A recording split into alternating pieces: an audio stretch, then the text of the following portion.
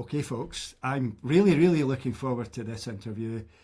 Back at the start of the summer, I had the privilege of leading a retreat in Lincolnshire. Some of you will be aware of that.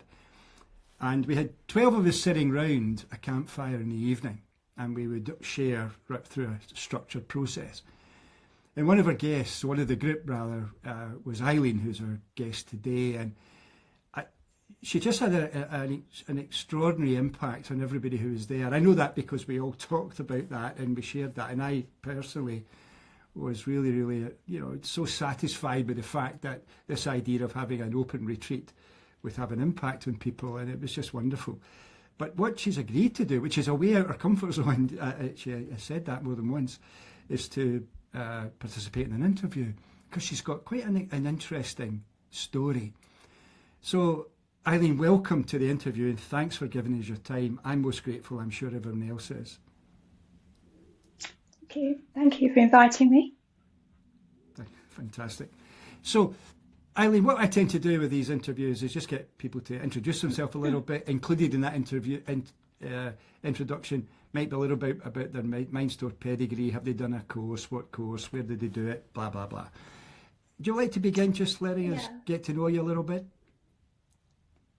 Yes, I was brought up in Manchester.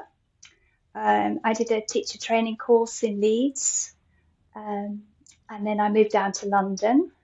I met my husband, and we had 2 children, and I retired about 6 years ago, and I now live in Hertfordshire. Nice. As far as my MindStore journey, that started about 25 years ago when my husband went on one of the earliest, I think, MindStore courses. And he came back and he said, "Oh, it's absolutely brilliant. You need to go." So I said, "Okay." So the next MindStore course that you did in London, I did go, and it was amazing. And I thought, wow, you can program things to change your life and set goals. And I felt as though I was being given privileged information. So I thought, this is fantastic. And then when I got home, I sort of didn't do anything with it. I don't know whether it was I was too busy or bringing up a family, things get pushed to the side. Yeah. So I sort of left it. But there were a couple of things that I did use. I used the bell jar, and I used delete that program. I used to use that a lot.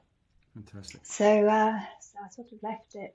But my children actually went on the MindStore Discovery course when they were 8. And they came back all excited with the model of their bell jar. Yes. And it's really funny because in the evenings I used to walk past their bedroom and I could hear the CD playing. Yes. "You are a unique and wonderful person." I'm so glad they're listening to that. And then, so I sort of didn't use it. And then fast forward really to a couple of months ago when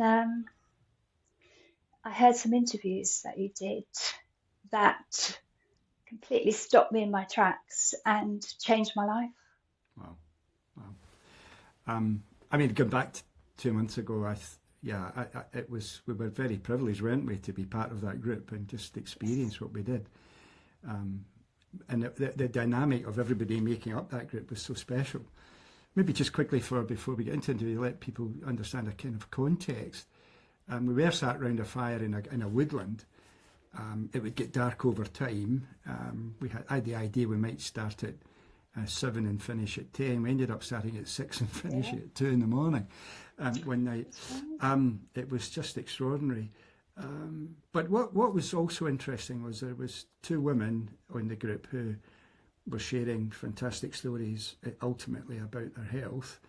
And there was, by coincidence, 3 very big men who had, one would imagine, issues with visceral fat. They had what we would have called in the past big beer bellies. So that was an interesting dynamic when 2 women very healthily explaining things. And we actually had a GP, a family doctor. She was wonderful. But you can imagine the dynamic of hearing these stories. seeing this, the sort of obvious thing about men's health, dramatically exaggerated, perhaps, and then two women who've gone through extraordinary journeys. But so before we get to that, Ellen, do you want to tell us a wee bit about your health story? Because it kind of stopped the group in its tracks when we first heard about it. So maybe you could tell us a wee bit about your history with your health, if you don't mind, because I think that's going to really inspire people. Not at all, no. Well, my health problems were migraines, and the headache started about 20 years ago. I've been constantly waking up with a headache, and I go to the GP, tried to get migraine medication, had a brain scan, tried to find out what was going on. But over the years, those headaches got progressively more frequent and more severe, and then the migraines came. And they were very difficult to deal with. I'd wake up in the morning and I'd have a headache, and then I'd get the vision disturbance and very high sensitivity to light, smells and sounds. The sound of a ticking clock was like, I don't know. So I'd have to stay in a darkened room, close the curtains and just stay in the room. And there was really nothing that could help. And then the nausea started. Yeah. And so I started being sick, and then I couldn't stop being sick. And then you can only be sick so many times, and then stomach acid. I don't know how much detail you want, but stomach acid then starts coming up. Yes. Then I couldn't keep down water. I couldn't keep down a sip of water. So then I was getting into a very heightened state of stress very quickly. And then I'd have to go to A&E. And on several occasions, they were concerned that I was going to have a stroke. My blood pressure and heart rate was just through the roof. So I'd be on a drip, and then it would take a couple of days to sort of get over it.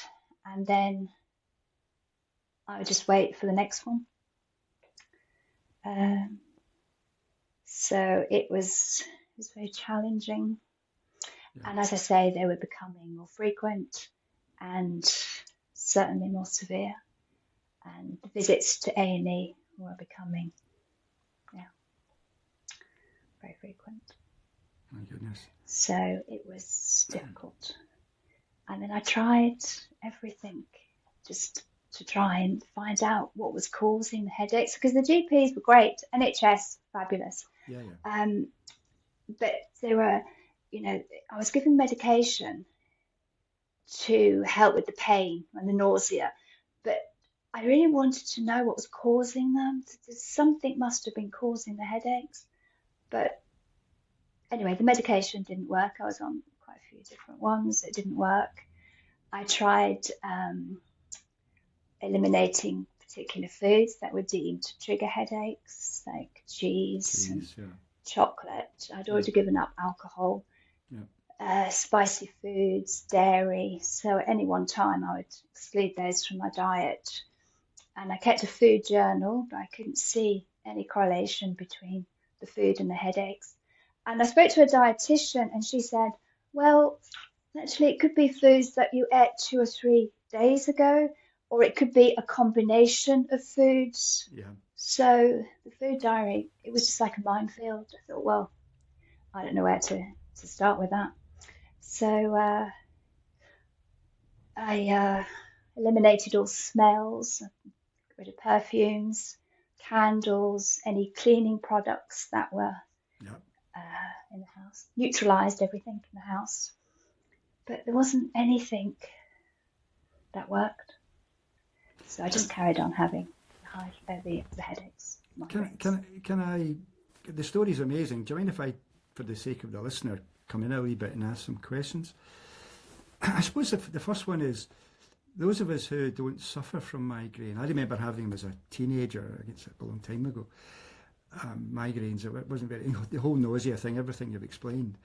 But most people hear of personal migraine having to go into a darkened room. This is quite common, I would imagine, for anybody watching or listening, be aware of that. I mean, what was that ultimately like? I mean, you literally just sat in the darkness. Could you read? Could you watch television? Could you Absolutely not. Could you No, do anything, or were you just lying there? no. Close the curtains, under the duvet, couldn't hear it, didn't want to listen to anything, didn't want to smell anything, didn't want to see anything.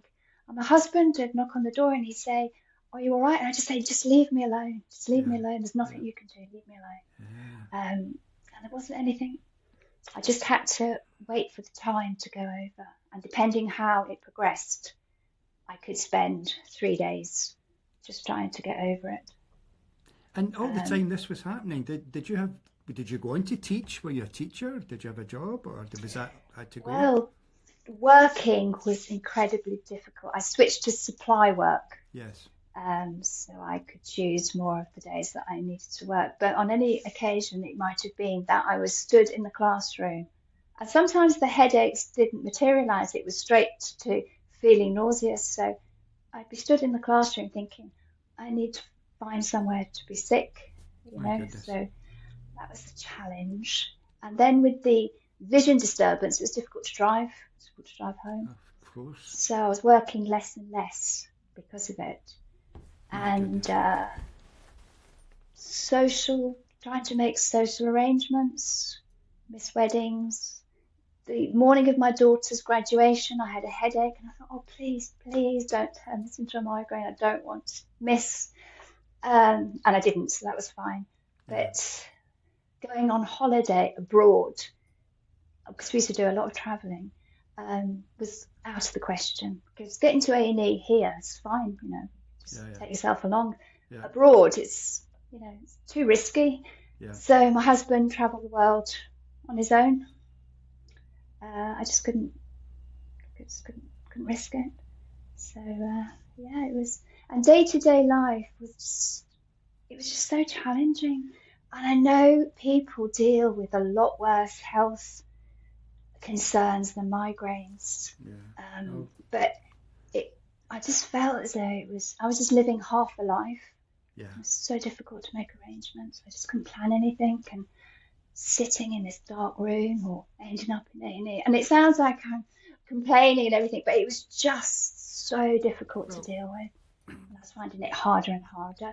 And then the low mood would set in because I thought, oh no, you know, here's another headache. And even on days where I didn't have a migraine, I still was waking up with headaches, my but I goodness. could still function Yes. with a Yes. headache. I could still go out and whatever, but it was Yes. still, you know. So yeah, it was a challenge. And it must have been. I mean, it would have presumably affect your.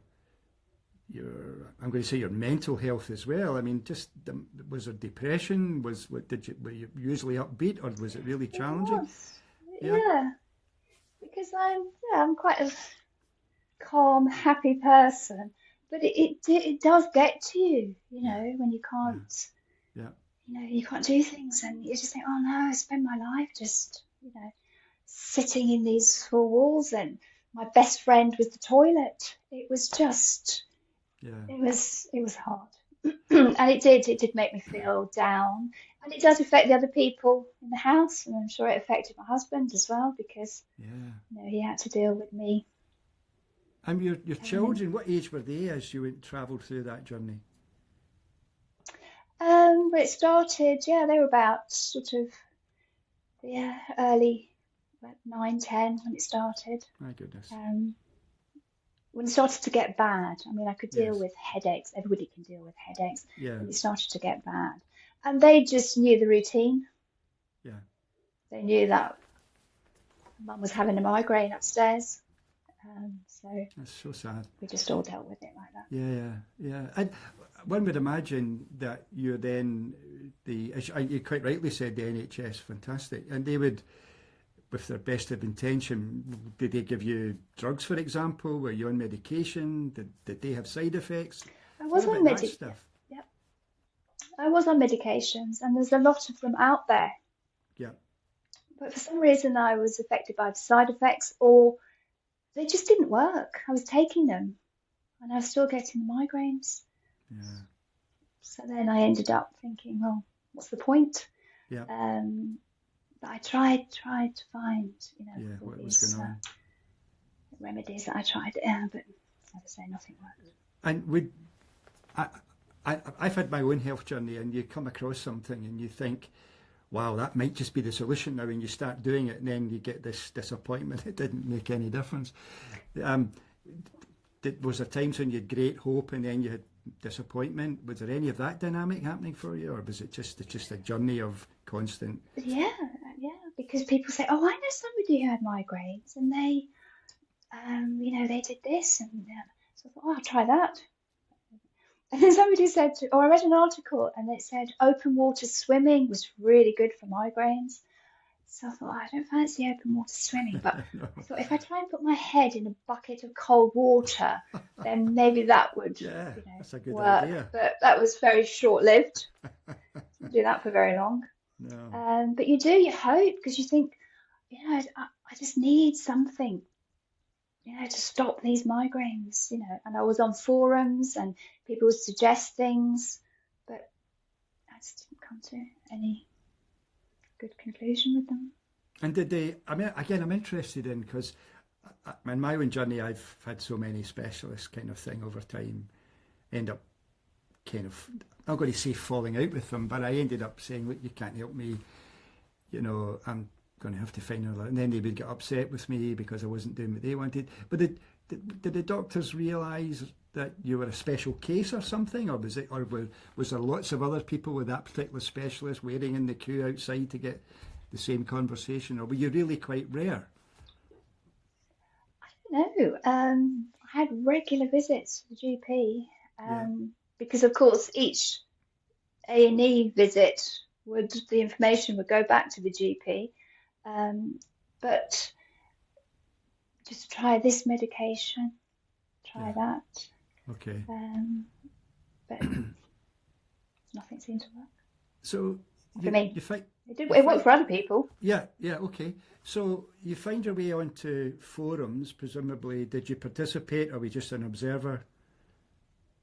No, just interested to know what other Yeah. people had tried, Yes. and that there were similar people to me, Yeah. that were, going through this.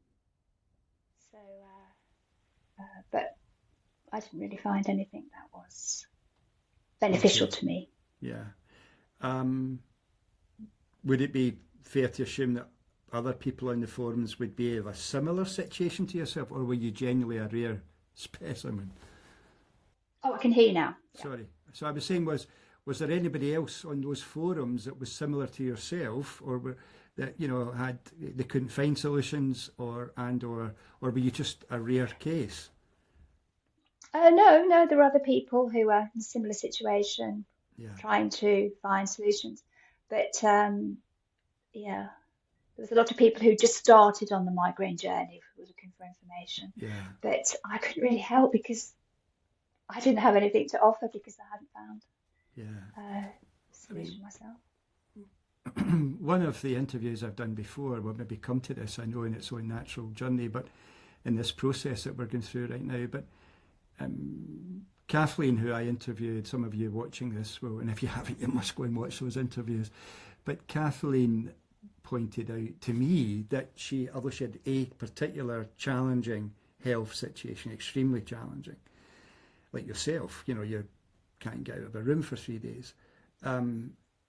She had other symptoms. She had like a page of symptoms. Did you have anything like that? Do you have other symptoms going on in your life at the time, or was it just really the headaches and the sickness, or was there other things going on? No, it was just the migraines, Okay, and then cool. the sickness. Yeah. Okay. It wasn't. I didn't have any other. Oh, I had blood pressure. I had high blood pressure. Oh, did you? I was taking medication for blood pressure. And what was that? Was that because of the stress, or did they any idea why you would have I high don't blood know. pressure? Yeah, maybe. But I also tried a meditation course. Good. I went on a 10-day Vipassana Buddhist meditation course. Nice. Because I thought maybe it is stress, although I didn't feel as though my life was particularly stressful. Yeah.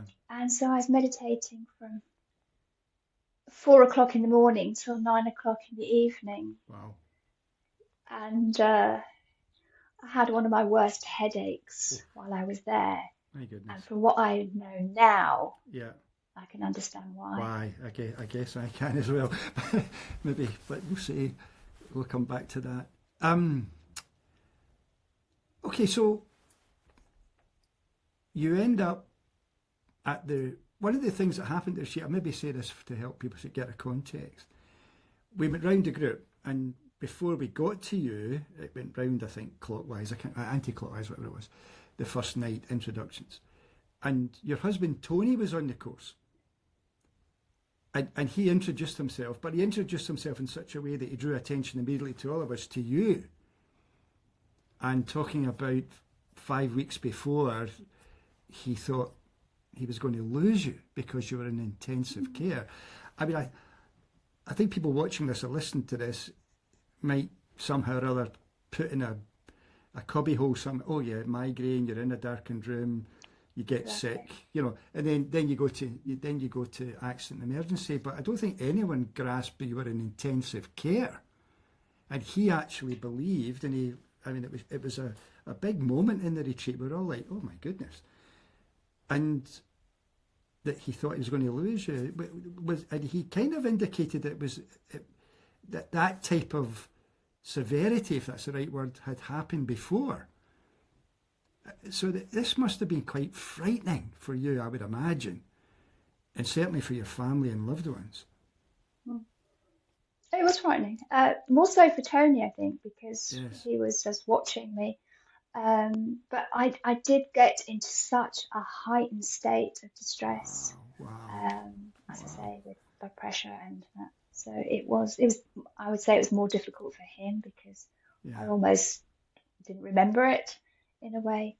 I mean, that didn't happen every time, but people do think, oh, it's a bad headache, but it is so much worse than that if you get them in a severe way.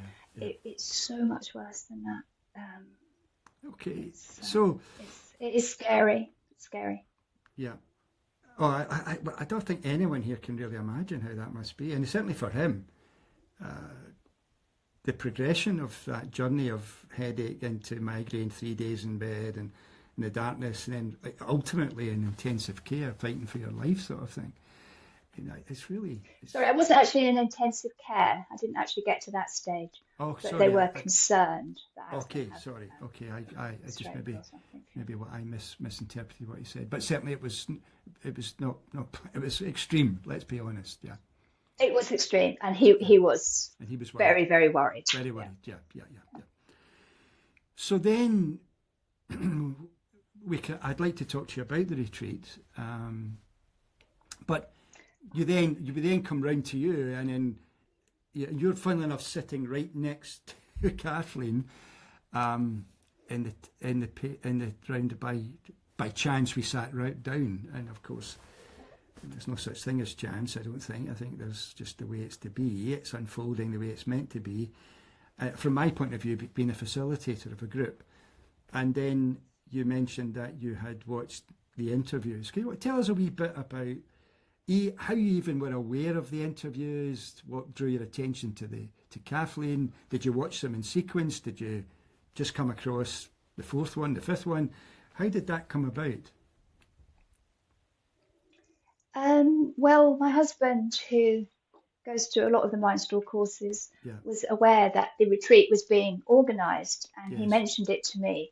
Yeah. And on one of your morning dog walk talks, you mentioned, you were talking about arranging the retreat, and you mentioned about the interviews that you had done with Kathleen Friedrichsen, and that she might be going on the retreat.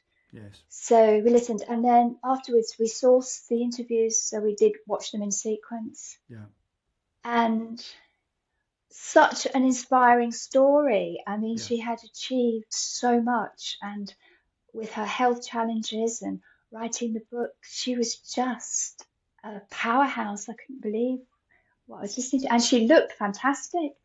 And yet she'd overcome all these health challenges, And she did actually mention migraines. Yes, So you did. that's what stopped me in my tracks. And I thought, oh, you know, maybe if I change my diet, change my regime, because I'd taken out particular foods, but I Yes, hadn't thought about a food group. yes, Um, and I thought, well, I've got nothing to lose, you know. So I'm going to watch her other videos, absolutely. And such a lovely lady. And when wonderful. I met her in person, Yeah, just, yeah, just an amazing lady. She's so lovely. yeah. And so the next day, I thought, well, I'm going to start this low carb diet. And it's 85 days since I started the low carb diet. And I know that because I have an app on my phone that counts the days from, and it reads 85 days. And it's now 85 days since not only have I not had a migraine, I haven't had a headache. Oh, jinx. And the only thing I changed was going low carb. This is just wonderful, isn't it? I mean, it's just marvelous, almost miraculous. I think some people just almost can't believe that such a thing could happen. So, can you tell us a wee bit about your choice? Okay, you hear, I mean, Kathleen's interviews are extraordinary. I was so privileged to be part of that. And she's a wonderful, wonderful woman. But I'm going to say, so are you. I think people in the group realised something special was going on as you were journeying through it, the process. You watch those videos, you see where she's at in her journey, reversing out of MS, and as you correctly say, no longer having migraines.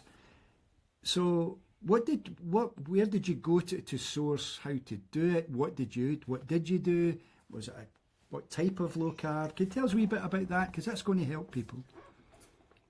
Yes, because I thought, oh, low carb, right? Okay, then. So I started researching, and I knew what carbohydrates were. Yes. And I thought I was actually on a healthy diet. Don't we all? You know, Yeah.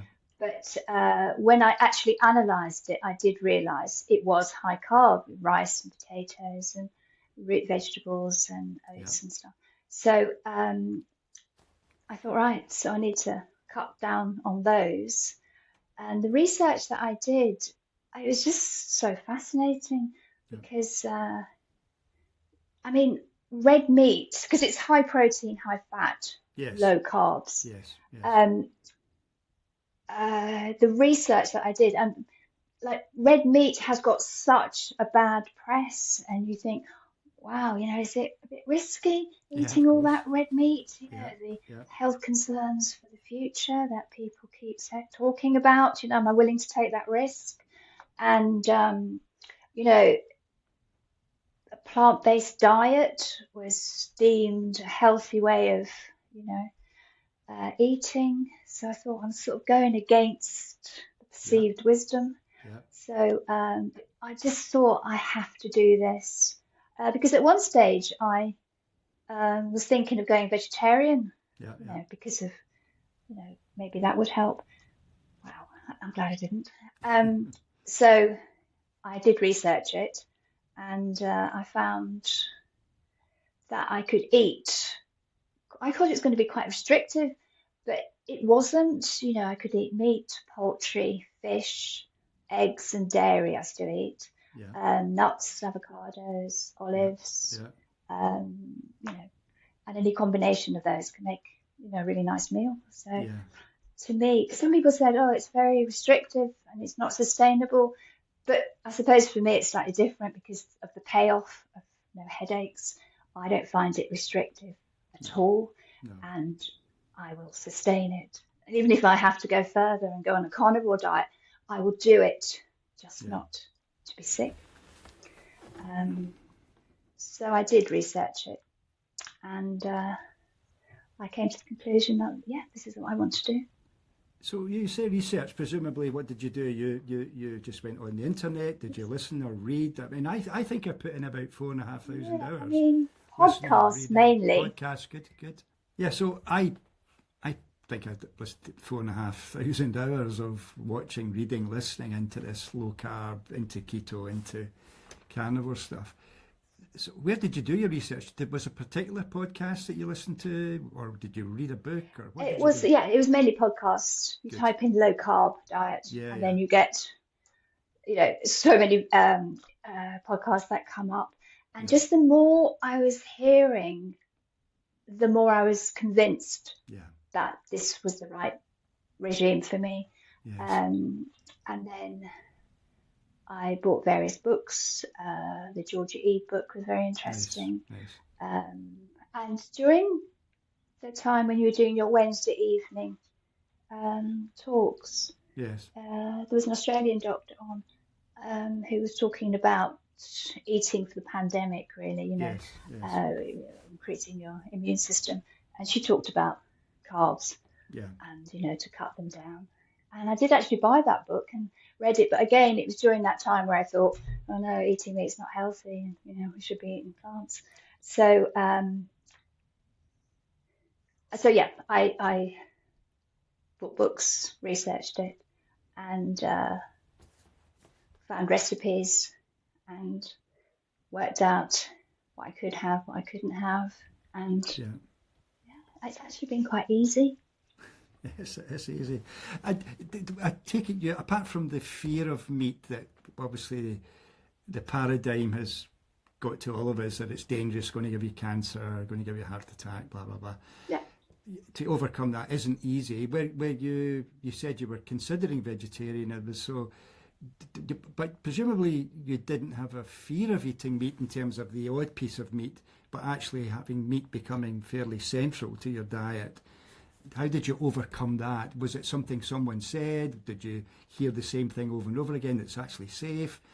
How did you get over that hump? Because a lot of people find it, it's not only eating the red meat, but more importantly, eating the saturated fat, because it's a high fat, high protein, low carb lifestyle, isn't it? How did you go on with the fat thing as well? Well, eating fat. I mean, I have a struggle trying to keep weight on, unfortunately, but I'm eating so much fat and I'm struggling to keep the weight on.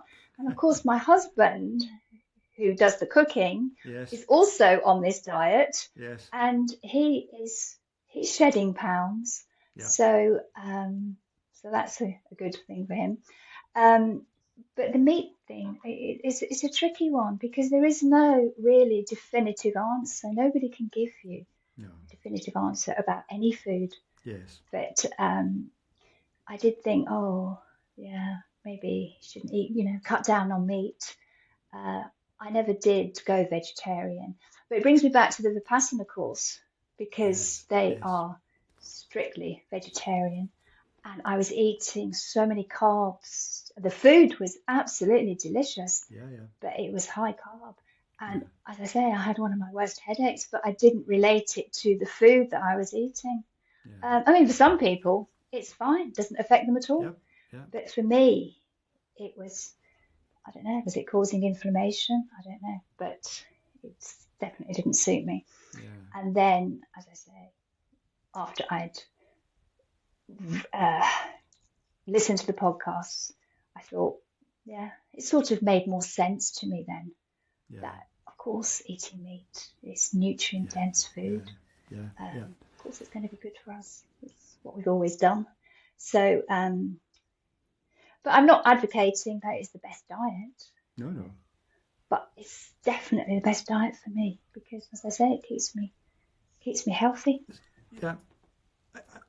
I think I've also done in my own journey various meditation type courses. I spent a week with Deepak Chopra, in a program, and I mean, and I was at that point very much into vegetarianism. What struck me when I was there was how hungry everybody was at the breaks, because a lot of mental, you're doing meditation, you're listening to lectures, quite intense, so you're very hungry. But there's also a hungry because it was all heavily carb and vegetables. But what was interesting was he had a relatively big gut, which was wow. And then I noticed that most other people had very big guts. And at that point, I hadn't made any connections in my life at all to low carb or the impact of vegetables and so on. So what you indicated earlier on was that when you were on that meditation course, you now, with hindsight, you realise why you had the worst headache. Is there any particular group of foods that you now know for you don't work? In the carbohydrates, I'm not sure. All I've done is really cut down. Yeah. So I have, as I say, I still eat the eggs and dairy, Good. but low carb fruits and vegetables like the avocados, asparagus, celeriac and swede. I tend to just mix those between meals. Yes. And low carb fruits, berries and nuts as well. I eat a lot of nuts. Cool. You get away with which nuts? one's causing the problem? Yeah. Okay. So on that, that's quite a wide low carb diet, which is wonderful for people who realize you don't have to go strict carnivore, you know. And that alone, almost overnight, took away the headaches and then migraine. Yeah, well, I started the next day and I thought, oh, I haven't got a headache, you know. I kept it quiet for a while because I didn't want to jinx it. And then it was about 5, 10 days. And Tony quite often used to ask me before we went out, have you got a headache? It's almost part of our conversation. Yes. And I'd say, no. And then he noticed. So he said, haven't you? So I said, no. And then it got to 20 days and I started to get a bit excited. And then, as I say, now it's 85 days. My goodness. And now I'm going to wait until it's 6 months and I might book a long haul flight. Oh, God bless you. Fantastic. But I still wake up in the morning and think, have I got a headache? And sometimes I have to think, no, I haven't. No. Fantastic. Because they were just so much part of my life. Waking up with a headache was the norm for me. Yes. So it's just great. I'm just so happy. I can do things. I can make arrangements. I don't have to let people down. And people do get fed up. You know, you just think, especially when it involves tickets and things, you know. Yes. So then you think, oh, I better not because I don't want to, you know. Yeah. So it's sort of limiting your life even more. But, yeah. Wow. It's working. In my interview with Kathleen, she mentioned other benefits apart from reversing out of MS, for goodness sake, and all the list of other things that she had listed as symptoms and or conditions all disappeared. But what about what you've gained? Not so much what you've lost, but what do you think you've gained? I mean, I noticed immediately the increase in the quality of my thought. I had such clarity in my mind, whereas before there was some tendency towards what people call brain fog, I suspect. And certainly maybe a kind of inbuilt laziness, attracted to laziness rather than drive. Anything like that you've noticed? Have people commented, for example, maybe on your skin or your hair or anything else? Yeah, actually, they haven't commented on my skin, but I can see a little bit of difference. Less dry skin. Yeah. And sleeping. I do sleep better and I sleep deeper as well because I used to wake up with the tiniest sound, but now, you know, my husband can get up in the night and do whatever and I don't even know. So I do sleep deeper, which I think is beneficial. Wow. And it's funny because sometimes I do some brain training things on an app. And I have noticed that I've been getting some high scores on that. So I don't know whether that's helped. But it's the headache-free bit that is just the joy. Yeah, amazing. So it literally changed your life. Because you presumably you can go out and do things now. You can go to a Yeah, party, go for a barbecue, invite people over, blah blah blah, all of that. Yeah, yeah. It sounds dramatic, but it has changed my life because yeah, I was living half a life, yeah. and now Some people would say a I can quarter do. of I a wasn't life. even thinking maybe the retreats I couldn't go on, but I thought, oh, I'll Yes, get there, and if anything happens, then you know I can come home. But I'd already started it before the retreat because it was when I listened to the yes, interviews. But I yes. was still sort of, oh, So is it going to happen? But the retreat was just amazing. I mean, you managed to attract those 12 people who were just so lovely. I mean, we came as 12 individuals, but we were yeah, just that one group, and it was just so lovely. And everybody came from different walks of life, and everybody had their own challenges yeah, and yeah, aspirations and goals. And it was just so lovely to hear. And everybody's contribution was valuable yeah, and valued.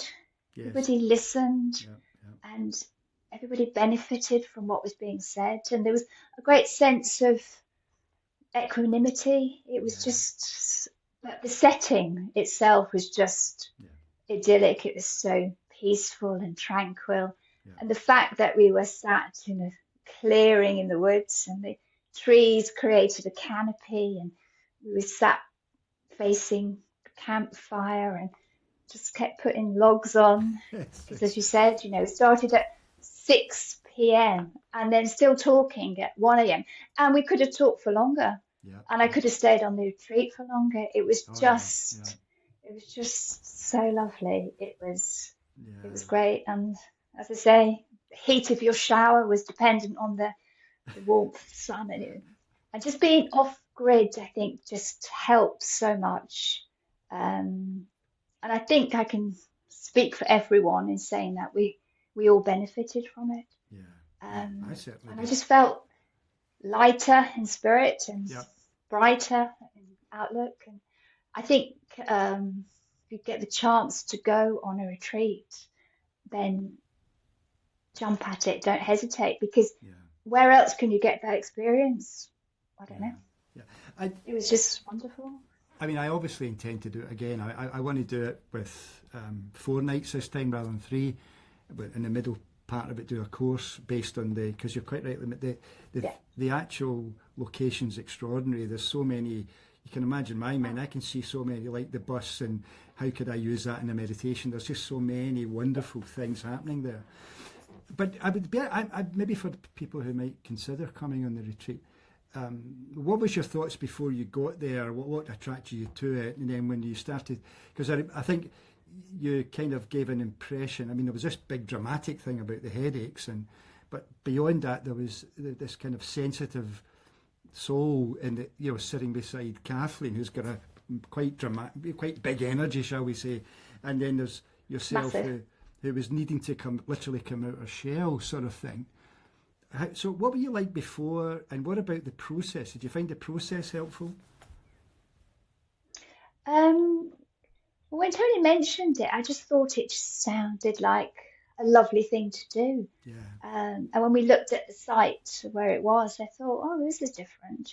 yeah, But it was listening to Kathleen, and I desperately wanted to meet her because I thought, I just want to meet this lady. yes, And so that was why I wanted to go on the retreat. And the fact that we went up by public transport as well was a nice touch because we wouldn't normally do that. yeah, But what I wanted to get out of it, I wasn't sure. And in fact, when I arrived, I thought, oh, I'm not sure what I'm supposed to be doing here. I'm going to enjoy being in this setting, yes, but I wasn't quite sure how it was going to pan out and would I be happy talking with 12 strangers and yeah, what were we going to be talking about? And so I was a little tentative. And I just thought, well, I'll just go with the flow and just see. But it was arranged in such a way that it was just brilliant. And then having not done much with the Mind Store 25 years ago, I started to think, oh, this is a chance now, better late than never, yeah, to start programming and looking for signs, and because that was something very new to me. Yeah. And then listening to people, particularly, whenever I say MindStore veterans, Yes. how they use the program. I thought, wow, Yeah. this works. Yeah. Yeah. And what was, I think one of the things that was, from my point of view, very interesting was that the couple who run that campsite, I'm assuming they still do, they were just lovely, weren't they? And yet they had their own issue with health. The lady that runs it, the couple, she has one of those diseases that nobody wants to have. That doesn't, from people's understanding, people who've never gone near it, but kind of think, well, it doesn't have a nice ending. And yet here we were in this little group of, particularly Kathleen, who's reversed out of MS, for goodness sake. You've got a family doctor presumably processing all of that and going, wow. And then there's you showing up who's just got rid of migraines at that point for 5 weeks or something. But then there was this other side to it where both myself and Kathleen had kind of indicated that it'd be worth her having a chat with Kathleen at least, and it never happened, and it's still to. And you had a couple of times, and this weren't maybe not able to hear it, maybe for whatever reason, and that was one of the strange things. That there was all this growth going on for us, and the people who facilitated the growth indirectly by their beautiful setting and their wonderful way of interacting with us had something that we could have as a group helped them with. But anyway, so you're now 85 days on from the headaches, and you're a good few weeks on from the retreat, which I have to say too, I get loads out of that retreat, and it's nice to facilitate stuff that goes well, of course it is, but to actually personally grow through it as well was just wonderful. I've fallen in love with camping again. I thought I'd never do that. And as you may know, I know you know, because Tony's coming, we're going to do the island in Iona. That was one of my bucket list things. And it was actually on the retreat I realised I've just got to go and do that. And I want to camp. I don't want to be in a hotel. What's happened since? Is there anything standing out for you you'd like to share? Any advice you'd like to give anyone? Because we're getting up towards the hour mark, I think, it's quite soon. No, I'm just in such a happy place, and wow. It's difficult to put across how just doing normal things in the day is just such a privilege for me now. That's how much it's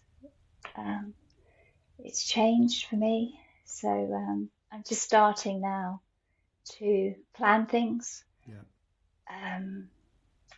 But I can't thank you enough. I can't thank Kathleen enough, because if I hadn't have heard those interviews, if I hadn't have gone on the retreat and heard you, saying watch the interviews, I would still be sick. Yes. So I cannot thank you enough. Thank you, Kathleen. Yes, it's changed my life. I think she's going to. I'm sure everyone in the group's going to be so excited to actually get the chance to watch this, because I said this at the retreat, I think we all fell in love with you. You have this special energy every evening coming there, and this just got a lovely energy about you. Everyone commented on that, you're so graceful. It was just special for us for you to be there. So thanks for giving us your time, and thanks for sharing so much. I can't imagine anybody can really get their head round 20 odd years of dark rooms and excruciating pain and setbacks, and to suddenly just literally overnight stop because of food. And I always wonder. I wonder about literally millions and millions of people out there who just they won't hear this, they don't get it. I mean, I mentioned this morning, I walk about an article in The Guardian, just completely dismissing all of this with just lazy journalism. No, Yeah.